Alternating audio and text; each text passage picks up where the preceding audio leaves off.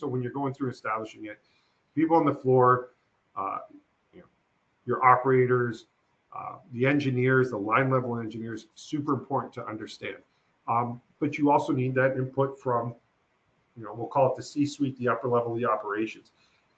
They're interested in sort of, if you looked at a Venn diagram, there's a big portion that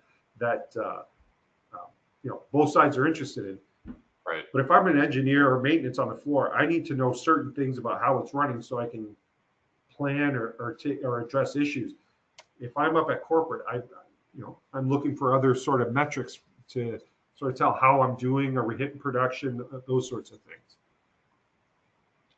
Yeah, and having that understanding of what are the uses you're going to make of this information when you get started probably helps you create this structure and this mapping more effectively.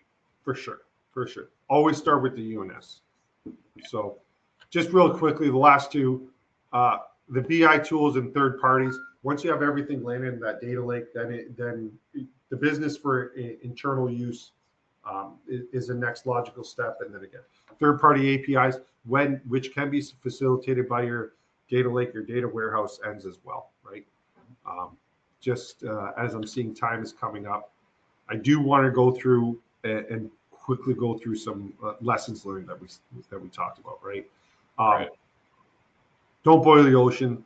Start with one line, one machine, one use case. It'll be your longest one, but as you progress through your transformation process, you will accelerate in deployment. I think I've mentioned it a gazillion times, right? Design your UNS hierarchy carefully. If you do get sloppy at that level, you brought up some points, it will haunt you down the road. And haunt is the proper term. And with that, don't